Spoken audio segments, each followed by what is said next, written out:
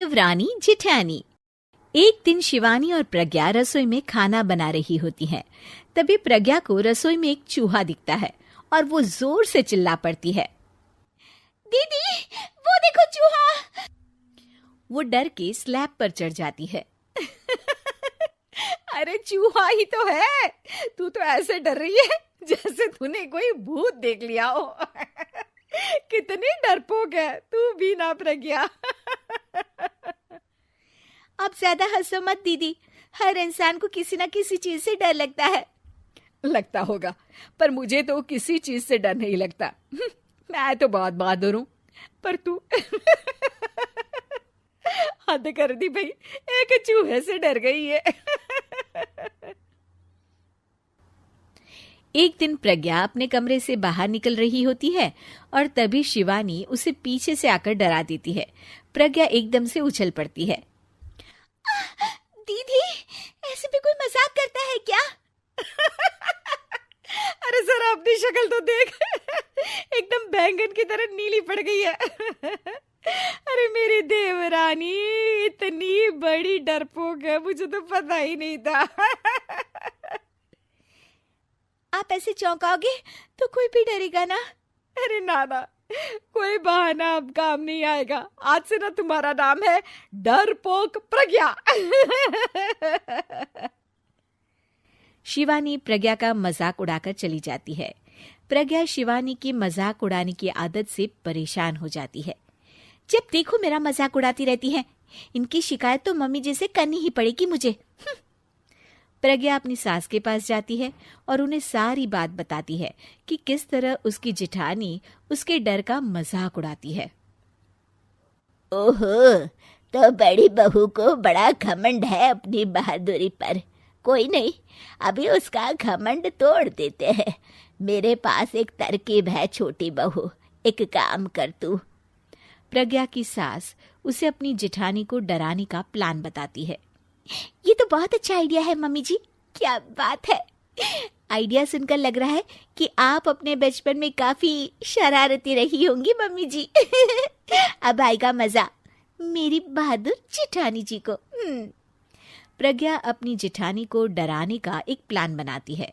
रात में वो शिवानी के पास जाती है और कहती है, दीदी मुझे ना बहुत डर लग रहा है। क्या हुआ मेरी डरपोक देवरानी? दीदी मैं छत पर गई ना तो मुझे ऐसा लगा कि कोई वहां है। ऐसा लगा जैसे मुझे कोई वहां देख रहा था, जैसे कोई साया।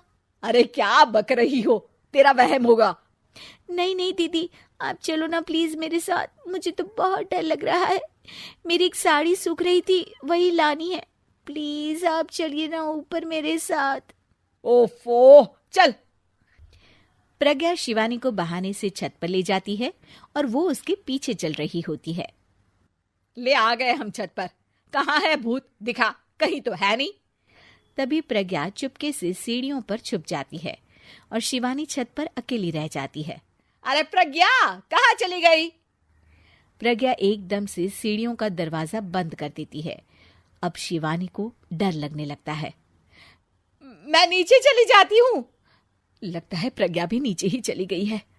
तभी उसके सामने एक खुले बाल सफेद साड़ी में औरत खड़ी होती है।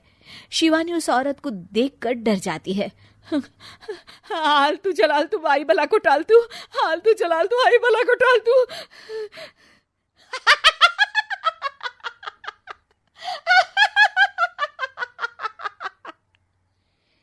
चुड़ैल की हंसी सुनकर शिवानी बुरी तरह डर जाती है। नहीं, मुझे छोड़ दो, भगवान के लिए मुझे छोड़ दो। नहीं, मैं तुझे नहीं छोड़ूंगी, मैं तेरा खून पी जाऊंगी। तभी चुड़ैल की हंसी उसकी सास की हंसी में बदल जाती है।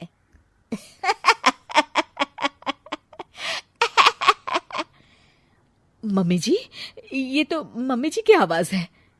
शिवानी आंख खोलती है तो सामने उसकी सास चुड़ैल का मेकअप करके खड़ी होती है और प्रज्ञा और उसकी सास जोर जोर से हंस रहे होते हैं।